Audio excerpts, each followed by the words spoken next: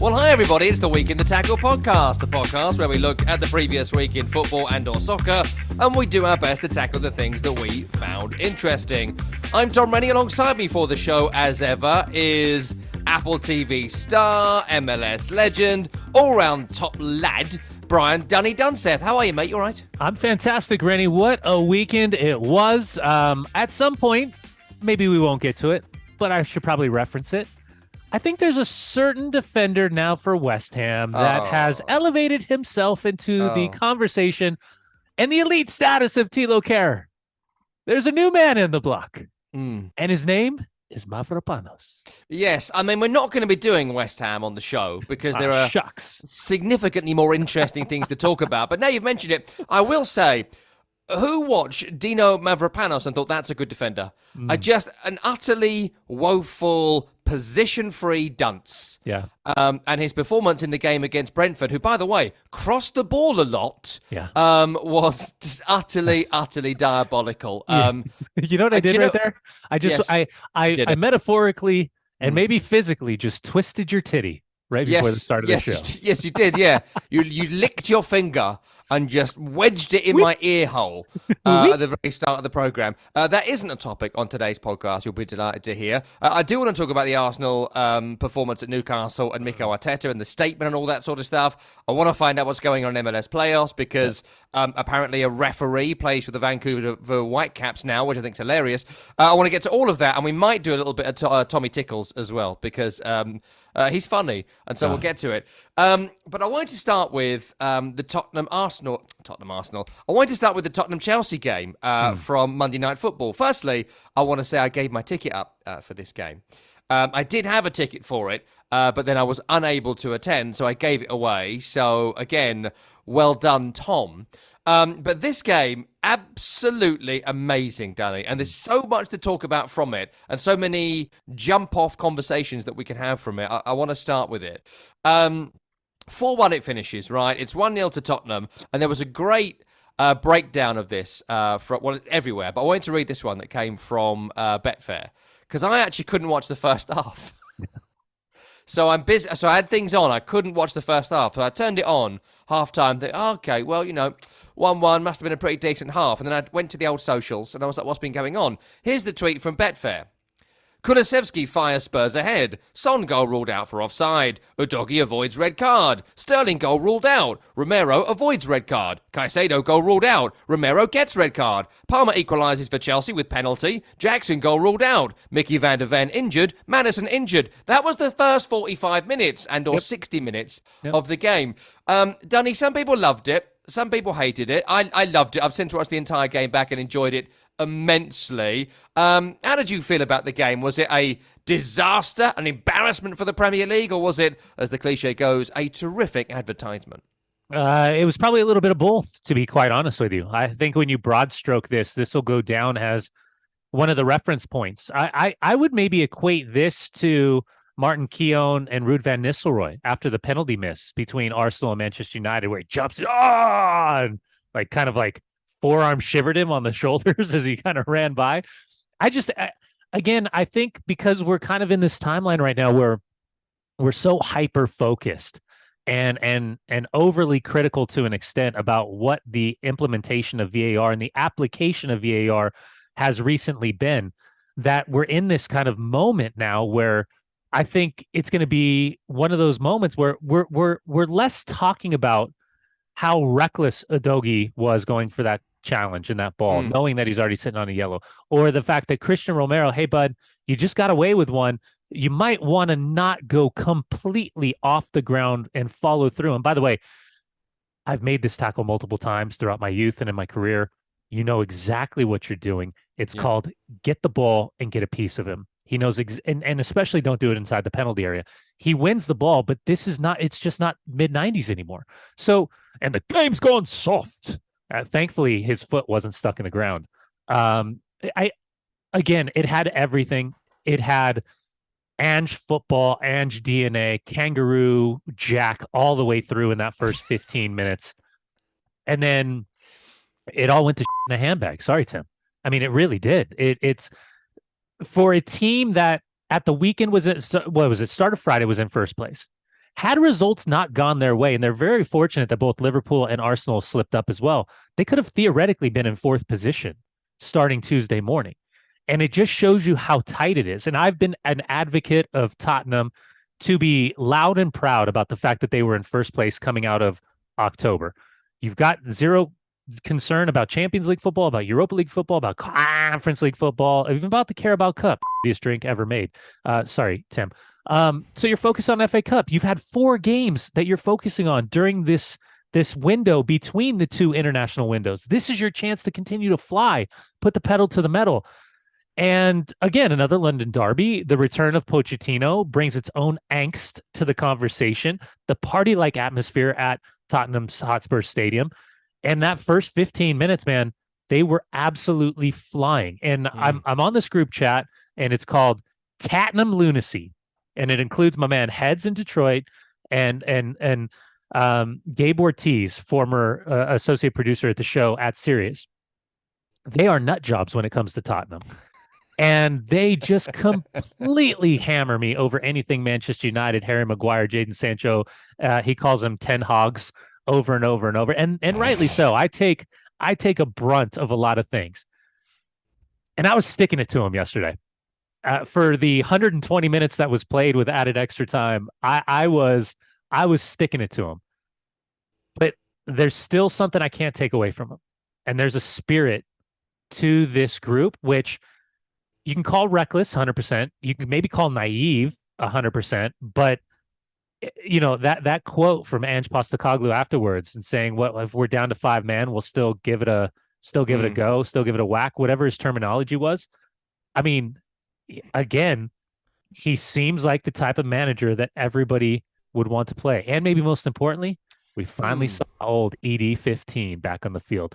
Oh, why is Edge crushing the career of an England international and not playing him? Oh, we haven't heard any of that narrative. Oh, okay, cool. But yeah, he's back. I've mentioned that. I've mentioned that a few times. We spoke about it on the podcast when poor Eric Dyer turned up to the social media guy at the training, and he was like, "No, don't bother filming me. You're not going to use it." And they were like, "Oh no, we'll use it. He's got 40 caps for England.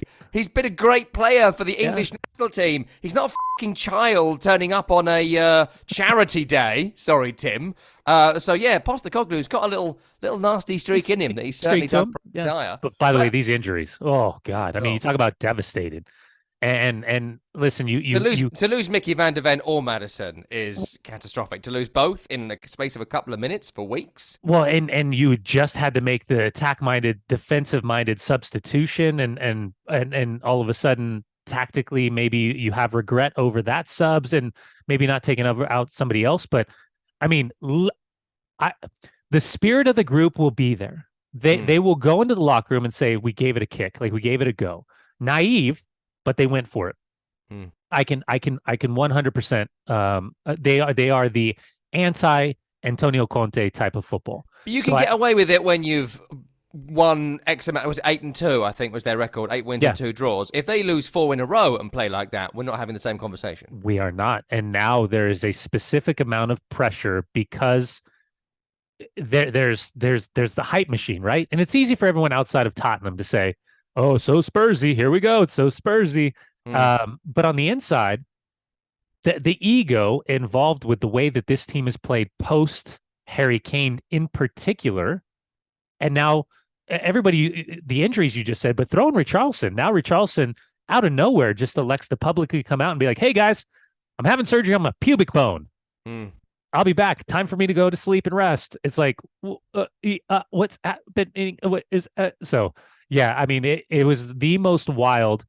And as much as Chelsea is going to celebrate this, and Nicholas Jackson gets his 3 goals on the day. Worst hat trick ever, right? The most pathetic. You know, I keep thinking about, I'm sure you've seen this, the Mikel Owen VHS tape where he was like, years and years ago, it was like a skills challenge with Mikel Owen, and there's a video doing the rounds of him rounding like a 13-year-old goalkeeper and scoring, or he hits like 20 sweet volleys past this child for this VHS video. And the great Neville Southall, the Wales and Everton goalkeeper, he's there doing the video with him as well. And there's a great moment where Mikel Owen has smashed in his 17th volley past a child from a few yards out, and Big Nev says, "Yeah, well done, Michael, he's 13. Like it had that It just had that energy vibes, about it. yeah, those Yeah, vibes. it just had that kind of like when he did this. He did the Ronaldo see you. Yeah. You're taking the piss. Well, listen, I get it. He's scoring goals in the Premier League. There's been a lot of speculation. Psychologically, he's been bearing the brunt of all of this. It's like Darwin Nunez-esque type speculation about Jackson up top. But here's the thing that was so kind of fascinating to me. There's a moment in which the game's still level, and I think it's Poch has Raheem Sterling and somebody else next to him. And it was almost as if they're all talking, right? They're all talking. Yeah. They got their hands over their face. And it was almost as if they were like saying to Poch was saying to these guys, we're fucking up 2 men. Sorry, Tim. We're at fucking Spurs. Sorry, Tim. If we don't fucking score goals, sorry, Tim, we're going to be in big fucking trouble. Sorry, Tim. All of us. Like, that's what it felt like. Like, yeah, please score some fucking goals. Sorry, Tim. Like, that's we what are it felt. We are at your uncle's wedding. He has invited us for the full day. And if you kids don't start fucking behaving, sorry, Tim, right now we are going straight home and nobody gets ice cream. Okay? Cole Palmer. But by the way, like, I don't want to knock him when he's down, but like Mudryk comes on. He pissed away like the first like 5 or 6 balls and like dribbled over the end line twice. And I'm like, it almost can't get any easier for you at this stage. And like we have handicapped the opposition massively. Surely you can score from this. And they couldn't even do a simple chip over the top until the 7th. But there was like 20 minutes to work out, should we chip it? Yeah. It was a moment where like Caicedo looks over at Enzo after like Mudryk did something. And it was almost like, the fuck? Like they just looked at each other. Sorry, Tim. No, but like, you know, when like you're playing football and you're like with somebody and then someone like makes a bad pass or something, you just like look at your mate and you're like, this guy. Yeah. You'll need to watch this on YouTube to really. You'll need to watch that on YouTube to really appreciate Brian Dunsted's extraordinary faces there in that moment. Oh man, yeah. So, anyways, can I ask you 2 questions on this? Because I've got two angles I want to take on this, and I want to get your opinion. The first one is this high line, right? Now, I want to get your opinion as a man who's played football for your entire career and analysed it, because I haven't. I have analysed it, and I do watch it, of course, and I do love it. The high line, I thought, was the tactics of a moron. I thought this was really unbearably stupid. Now, Postecoglou, we all love him as a personality and all that, right? I get that. Everyone loves Ange Ball. Everyone loves it. I've been in press conferences with him, and I think he's intense and interesting, and I believe him and all that sort of stuff. But I got a great text from a friend of mine who's an Arsenal fan, a well-known broadcaster and journalist. I'm not sure he wants to be on the show, and so I won't mention his name here. But he said, can you imagine the reaction if Granit Xhaka and Gabriel had been sent off and Arteta played a high line with 9 men against Chelsea like that? The next day, people would be slamming him against the wall, calling for his resignation. Yep. And there was a clip in this game on the 67th minute where they are playing the now famous 7-0-1 formation. And the entire formation is being played in the space of about 10 yards from halfway line to lip of the centre circle. And Chelsea pop it over the top, balls up the chance, whatever. Yeah. It reminded me a lot, and you probably won't get this reference, but in cricket, if the batsman is super crap, like utterly useless, like he is there's a guy called Phil Tufnell, famously. He was an England spinner, loved the cigarettes and the booze, and he used to go out there as the last batsman, and he'd be out first ball because he was diabolical, didn't practice, didn't care. And he'd be the first one to tell you that, Tuffers, right? And what you would do is you would line up the slips. And so the slips are the guy next to the wicketkeeper to his right, to a right-handed batsman who are just there to catch it. And if the batsman is utterly garbage, what happens is they line the slips up. Sometimes they'll put all 10 outfield players and the wicketkeeper in a line. No one on the boundary, no one behind the bowler. There's just a line of people, because this mug is so useless, he's going to clip it to our catchers and he's going to be out, right? That's the basic premise of it. I tried to Americanize some of it. Well, it's like, but it'd be like baseball bringing your outfield into your infield. Yes. You can't, like, it's the pitcher up and you know he's not even going to get any wood Bring on it the in. ball. So, Bring it in, guys. Come on, man. Come on. He's only going to bunt. Basically that. He's only going to bunt the ball. It's basically that, right? It's when you think the opposition is so useless, you do it. And I kept thinking of that because I thought maybe Postecoglou thinks Chelsea is so useless. They are like the Phil Tufnell of this situation. They will not work it out. But I'm watching it, Danny, and I just tell us a bit from a tactical standpoint, because it looks stupid and it did not work. And in the end, if it doesn't work, I think we can say it was the wrong tactic. And we saw a few weeks ago Liverpool literally play at this ground with 9 men, go so defensive they nearly held on for a draw until Matip's late own goal, and do it incredibly. I was at their game, incredibly impressive the way they did it. This was the exact opposite, and they've gone on to lose 4-1. Tell us what Postecoglou's thinking tactically, and tell us if you think that can work against Chelsea or anyone else. Yeah, it can work, but any time that I've played, and it doesn't matter if you're playing a back 4, a back 3, back 5, whatever the hybrid looks like, if you're playing with a spare defender that doesn't have the individual marking responsibility, or you're still 1v1, you have to have somebody with an insane amount of speed and athleticism and their ability to deal with not only the runs, but more importantly, identifying second runs popping out of the midfield for like well-timed balls up over the top. Because when you're holding a high line, it's and like for me as a player, I wasn't necessarily quick, but I was fast, if that made sense. Like if I was already in a run, I could virtually stay with what I felt like pretty much anyone, because I could cut down angles and I had a good pace.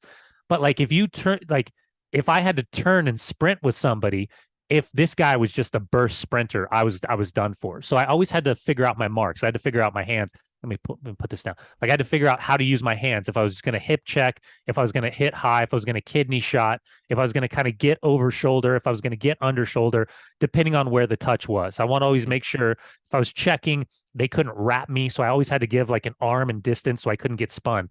So these are all the things that you're thinking about. But when you're covering and you're shifting, you always want to have somebody that's faster than the other. You don't want 2 guys that are the exact same.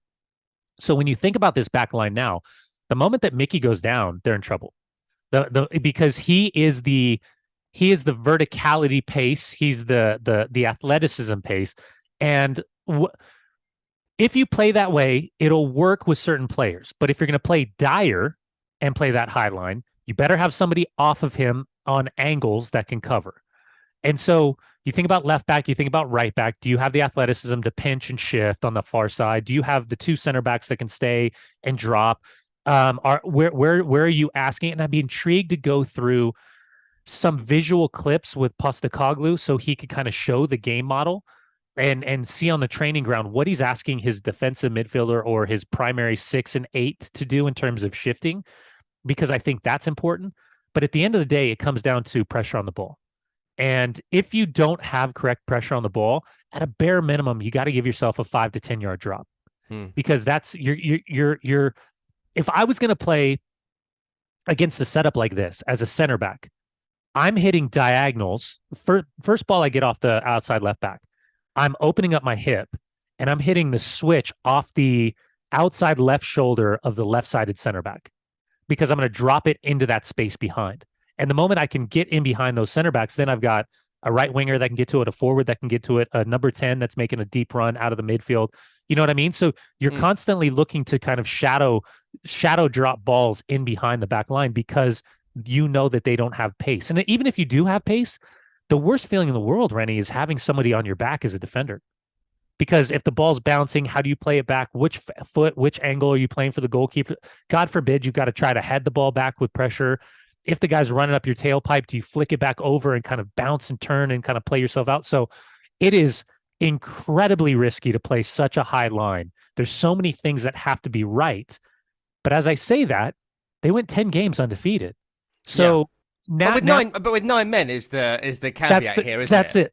But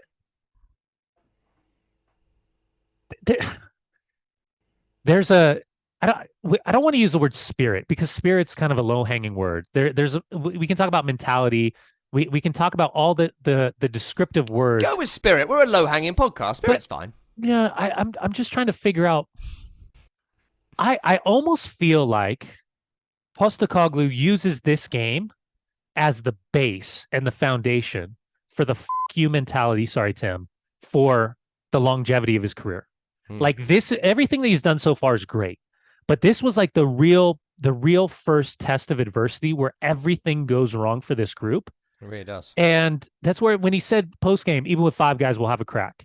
Like, I think that's what he's trying to create. He's trying to create a locker room atmosphere. He's trying to create a training ground atmosphere. He's trying to an accountability of performance I think that's what you're seeing. He wants guys, the analogy, get on the bus. He wants guys that are on the bus. And if you're not on the bus, get the off the bus. Sorry, Tim. I've been cursing a lot today. I know. And Tim's not actually here live today, so this is going to be so much work for Tim. So you, Tim. Sorry, Tim.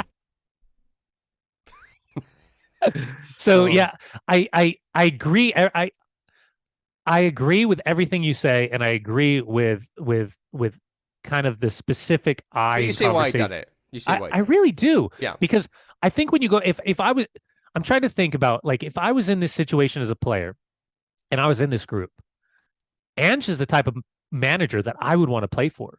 There's a lot about him that you could see that you're like, okay, he's tough as nails. He's got a great personality, great verbal communicator. You'll know exactly where you stand. This is a style of football that he wants. It's wide open. It's fun. It's attack-minded. It's not just sit back, defend, and absorb. There's different variations. They can play through press. They can play through the methodical buildup, moving off the ball. They're a good transition team in the attack. They create great goal-scoring opportunities. They have a lot of really good things that they're doing. But again, I really think that it's just like no matter what, we play our system. And maybe he's rigid, kind of like a Pep, that we don't know yet, that he'd rather lose playing his way than win conceding to something that he doesn't believe in. Well, we'll find out if they lose 5 in a row and try and do this again. Sure. One final question for you on this game, Danny. I could do 1,000 on this, but there's another thing I wanted to bring up with you, because on the first or second weekend of this season, we did what ended up being, we dubbed it the decision show. And we went through a bunch of decisions in the weekend that went wrong. In this particular game, they went to VAR 9 times, right? Which is a crazy amount. The game was chaotic.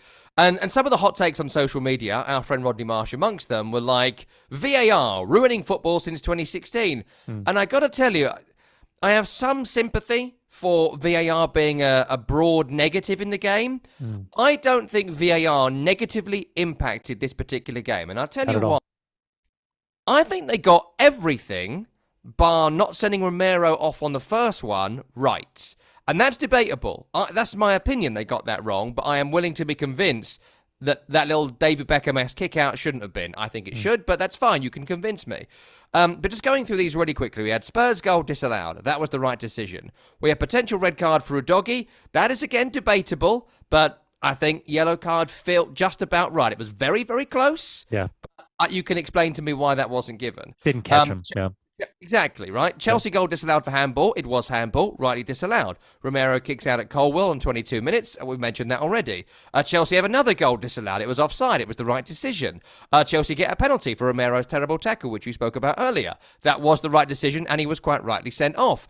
Chelsea have another goal disallowed. Jackson has the ball in the net, converting from Sterling's cross, but he was clearly offside. Postecoglou gets a yellow card in this game, which was referred by VAR, we are told. Sterling goes down, no penalty. Right decision. Colwell and Sarr get booked for pushing and shoving. Right decision. No action taken on James for a flailing arm. Right decision. Udogie second yellow. Wasn't VAR, but that was the right decision. And on and on and on it goes. The Eric Dyer one. I wanted that Dyer one to be onside so hard. Right? I am a West Ham fan. I got up off my seat having turned the game on when he scored it, celebrating wildly because I was so enraptured by this game. I wanted it to be a goal, but he was offside and it was the right decision. And we go on. And Dunny, the hot takes of VAR is killing the game, I'm happy to listen to them. I don't necessarily agree with all of them. I think it has certainly ruined some games. But here, in this game, was this maybe the game that VAR almost proved its worth and that it can add to the drama of a game by getting the right decisions, not the other way around? I wouldn't disagree with you in a second. I think even the absolute belter that Caicedo hit where Jackson was caught in an offside position because he was literally in the sideline and affecting the goalkeeper's sideline on that. Even that was correct. One of the things I agree most with in the post-game presser of Ange Postecoglou was his assessment that we're continuously undermining the referees and we're not giving them the adequate respect that they deserve. Because when you undermine the authority to the effect of which we have, and again, I watch pro Major League Soccer, they do a phenomenal job, but we don't nearly have the same amount of pressure, the amount of television shows, the amount of social engagement the amount of outbursts from managers and players that they do over in the Premier League. And people will say, well, MLS does it so well. Well, MLS isn't nearly under the same scrutiny. They do it in a phenomenal way. And Howard Webb was really part of the architecture of what this looks like, and now being a part of PGMOL. I know we'll get to Arteta, but I think what we've done is Howard Webb has done a very good job, and he's always been a great communicator.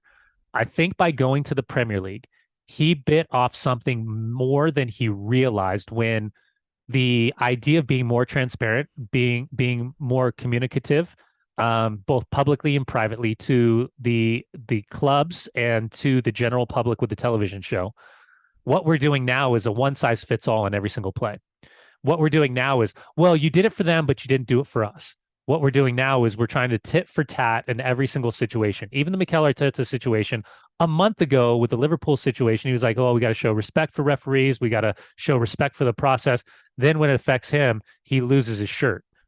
So I just, I think when Howard Webb opened up the door for more transparency, television show, and in particular apologies to clubs, I think that's when it turned to, because I can remember this clearly, Cote Romero handball in the box should have been a penalty for Manchester United. Afterwards, Bruno Fernandes is saying, well, I guess we'll be waiting for our apology for PGMOL. I hope they send one. And to an extent, he's right, because now it's a reference point. Everybody deserves an apology if there's this perception of a call that hasn't gone their way. So on the backside of what happened with Arsenal, now you're looking at where everything seemingly goes wrong, and you can argue up and down based on your perspective. If it was, if it wasn't, if Eddie Howe was on the other, foot was on, or she was on the other foot, would he be arguing it as you know, as I guess angrily as we saw from Mikel Arteta? And would Mikel Arteta say, no, of course that ball was in play, of course that wasn't a foul, of course he was in an onside position? It's just the eye of the beholder in situations like this. So going back to Postecoglou, we are seeing the undermining of the professionalism of referees. Now, the accountability conversation is something for PGMOL, but I think the application of the tech and the humanization, even though it took longer, it's taking longer because we have so much more speculation on the process. And now what people have been forgetting is the APP, the attacking phase of play, all of this, when you're in possession, you win the ball, leads to a goal. They're not just looking for, is there a handball in the box? They're not just looking for, is he in an offside position? They're not just looking for, is there kind of a foul inside the area? They're going all the way back to when a team won possession that leads to the finality of finding the back of the net. So all of this is based on, we're like, oh my God, how's it taking 3 minutes? How's it taking 4 minutes? It's because all of us want to make sure that we're holding them accountable for getting the decisions right. At the end of the day, all that extra time added, they got it right. I think it was a very good job by the referees, even though a lot of people are pissed off about it, screaming at the moon. Speaking of pissed off, let's get to Mikel Arteta. Newcastle United beat Arsenal at the weekend by a controversial goal 2-0. It took 5 minutes to check this, which again, people are furious about. Mikel Arteta, quote, "It was embarrassing what happened and how the goal stands. I had 20 years in this country and now I feel ashamed. It's an absolute disgrace." We remind you, in October, Mikel Arteta said, we need to give the referees a chance. They're just people. They're just humans, you know. But, you know, sometimes these things happen that change your viewpoint on it. So, the question is, was the ball over the line for Joe Willock? And that's inconclusive, and so they went with the on-field call. Was there a foul from Joe Linton on Gabriel? A shove in the back? Ian Wright certainly thinks so. Most people certainly think so. The referee at the time didn't, and it wasn't overturned. Was there a handball from Joe Linton? It certainly hits his arm, but was it intentional, and did it meet the criteria? They decided no. And was Anthony Gordon offside in advance of the ball when it was struck by Joe Linton and fell into his path? That came back as inconclusive as well. So 2 decision calls and 2 inconclusive on this. Arteta said embarrassing, disgraceful, worst he's ever seen. Ian Wright thinks definite foul should have been given. What's your view on it, Danny? Should it have been given? Should it not? And what about the furore afterwards? Well, I'll tell you what, this game was another game from the weekend that turned into a Sunday league where beers were given after the game and people were just kicking the living shit out of each other. Sorry, Tim. The Kai Havertz challenge on the sideline, whether you think he got him or he didn't get him. Bruno Guimaraes with that, he deserved a straight red for that. Yeah. That chicken wing that he threw. Yeah, it was uncalled for. The intensity was amped up. I was there for it. I love the intensity, but there's certain lines that have to be drawn. What gets lost in this conversation, because it's a point lost for Arsenal, is at the end of the day, the control the controllables, which are scoring goals away from home, and they did not do that. So that's just baseline. This isn't pro Newcastle, anti Arsenal. It's not pro Arsenal, anti Newcastle. I'm looking at it from a broadcaster's perspective, and I'll remind people, when everybody and my good buddy Dave from Michigan is a huge Arsenal homer, he's sending me the clips from he defended a ball out of bounds. And I was like, just a reminder, that camera's probably 3 stories up behind the goal, shooting at 60 yards from an opposite direction. And if you go back to the World Cup in Qatar, they did a great job. I think it was on FIFA's Twitter, where they showed where the ball was sitting outside of the field of play, but it's a sphere, and the sphere of the line, it still hadn't completely gone over the sideline, because as the ball from one angle showed it was out, then they showed it right down the line, and you could see the ball was still on the line. So optical illusions from different angles, you can play with it, you play against it. And how many times have we seen people using offside and you're saying, oh, he's 100% offside, and the camera angle is coming from an angle, right? And then all of a sudden you line it up and you're like, oh, he's really onside. Sorry, Tim. A lot of curses today, but at least they're only sorry, Tim. So inconclusive. The problem with the tech now is, should we then be asking, I don't know if it's sensors. I don't know if it's cameras. I will say the amount of Premier League cameras is unlike any other league. Yeah. It is one of the best shot. The amount of tech cameras that they have is extraordinarily high. So at this stage, should we be asking for 4 more cameras? One sideline, one end line, and making sure that we have conclusive evidence should the ball go out of bounds in moments like this. Because we already have goal line technology, right? Look at the watch. Yep, says it's a goal, whole ball cross technology is there. Hawkeye should already have this tech. So if we're going to add about tech and VAR, then we should probably add this to the conversation, right? To just have a definitive angle no matter what. So the foul, I'll speak from it only as a defender. Yeah. I feel as though, based on his body language, and as that, when you know that someone's on your back, you know the reference point of the goal. By the way, no one's talking about David Rea, how he couldn't slip a piece of paper underneath his feet because he didn't get up and take that cross out of the air. He had another shocker. I'm sure Aaron Ramsdale's dad is talking about it. But I'm just saying, he did not get up for that. He could have done much better on taking that ball out of the air.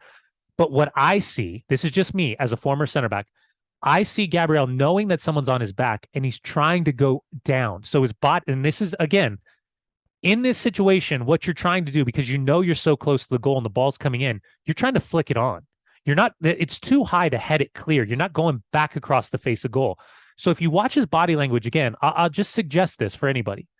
He's ducking to flick it. That's the idea, is he gets his body down and he's using the front part of his head to push it up and over anybody that's behind him.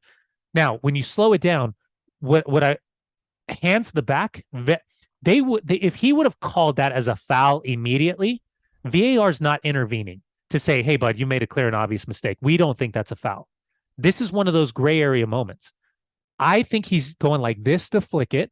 There are hands on his back. I don't know how much of a push it is, but I think there's enough to where I can see what he's trying to do.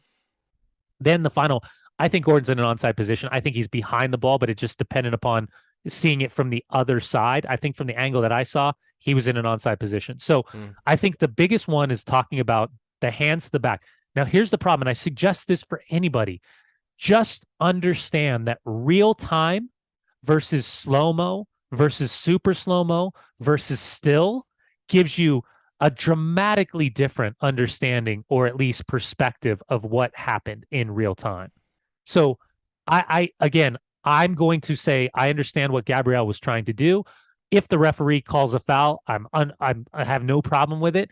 In the moment like this, I can understand the fury and the uproar towards it, because at the end of the day, Arsenal lose 2 points away from home, and that's what's infuriating in moments like this. But at the same time, if it was opposite, I'm not sure that Mikel Arteta is saying, oh, of course it's an obvious foul. Of course we shouldn't have got the game winner. Of course the referee should have made that call. I don't think he has that same perspective at all.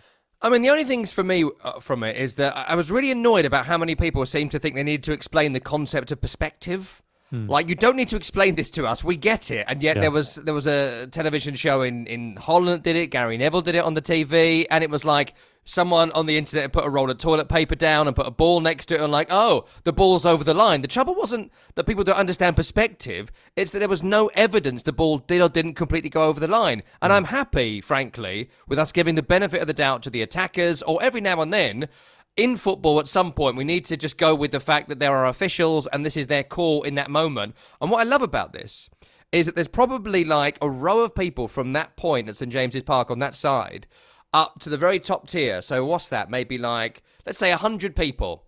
There's 100 people on this earth that know whether this ball was in or out at that exact moment.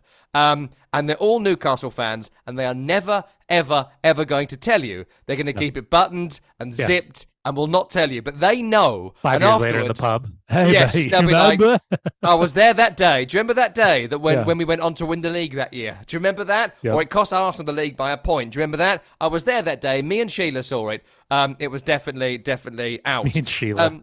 Which I loved. And it did remind me really briefly of that bit in the US Women's World Cup where the US got knocked out. And I was doing the commentary of the game, and I wanted to do the joke, but I didn't know how many people would get the reference. On the day after the US women got knocked out with that penalty against Sweden, there was a great joke someone sent one of the shows on Sirius XM FC, which was the USA eliminated by a millimeter, or now, as it's called, an elimimeter.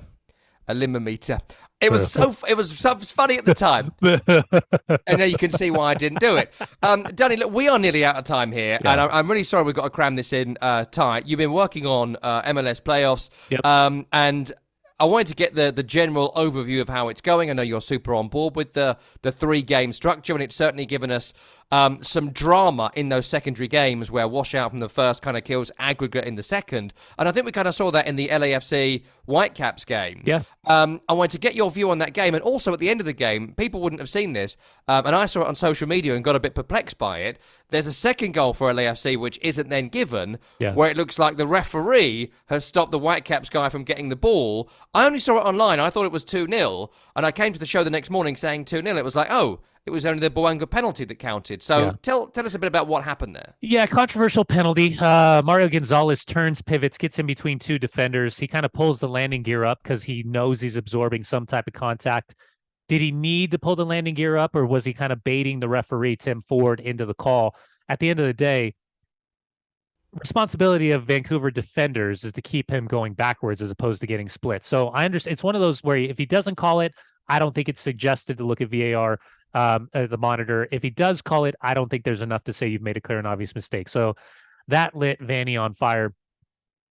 Second half, and again, this is Vanny's personality. I don't know how to explain it, but it's so intoxicating. Like, he is the guy that has you just want to be around him. He's one of those guys that, like, when I always joke around, like, Sean Deutsch play look he likes with Deutschy.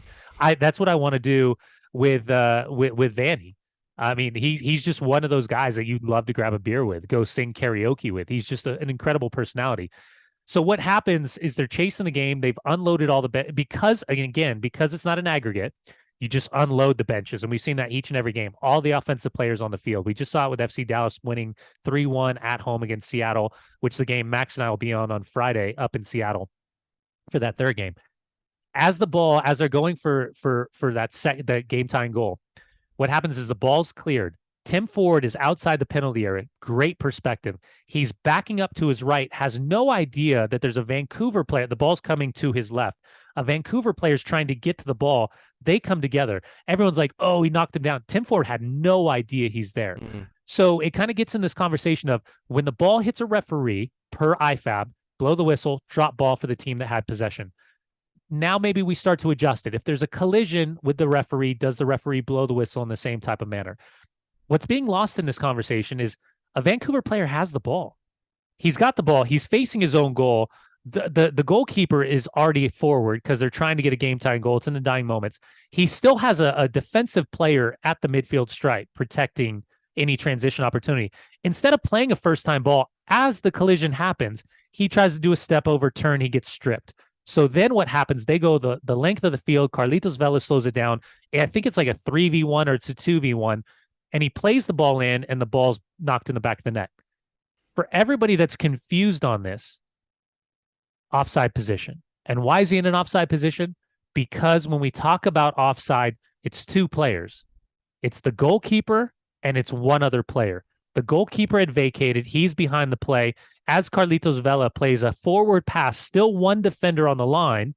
I can't remember who knocks it in, maybe Bouanga. Whoever knocks it in is in an offside position because there's not two players. So if Bouanga would have been behind him and it would have been just a sideways pass, a level pass, he's onside, goal. But because he was in front of Vela, as that ball's played forward, he's offside. That's why the goal doesn't count. Vanny loses his Sorry, Tim. He's sent off, comes back in a few minutes later, double birds the crowd, said some highly inappropriate things in the post-game press conference, which he's not just going to miss the first game of next season. I expect a massive, massive, massive fine. I mean, I could see like a $50,000 fine coming. Can you tell us what he said? If for those that haven't heard it, it was something. So I hadn't heard it. I only saw the report of it, but it was something along the line of, if Tim Ford is found face down in a river tonight, the cops are going to be looking for me. Something like that. Oof. Which it's we have a tough enough time, and the professional referees organization come out publicly on Twitter, and rightly so. They did a phenomenal job verbalizing how disgusting the comments were, and what we forget is the ramifications from the top down. I'm in a city where a kid punched a referee. That referee passed away. It was about 10 years ago. I'm a father of 3 boys. The language that's being used towards referees on the weekends is something that's being picked up from everything that they're seeing. And whether that's the aggression of the managers, it's the verbalization of the managers, it's the body language of the players. This is what it's going down towards. So I would highly expect Don Garber, Major League Soccer, to come down very, very hard on Vanni Sartini. Have to. Danny, time is against us, and that's all we have time for today's program. We look forward to listening to you on Counterattack this week on Sirius XM FC. And where can we see you on the TV? I will be with Max Bretos, Tio Max. I will be with him in Seattle against FC Dallas on Friday, Lumen Field, second game of the night, Apple TV. All the games will be for free in this round, so come on over, grab a drink, play some bingo with me. And I am going to be hopefully staying up late enough tonight to watch Columbus Crew win their second game against Atlanta and get through to the next phase of MLS Cup. And we're back with another podcast next week. I'll also be doing the commentary of Bournemouth Newcastle on Premier League Live, TalkSport's international team on Saturday. Right. Danny, always a pleasure, never a chore. That is Brian Dunseth. I am Tom Rennie. Tim Horsey produced the programme. We'll see you next week.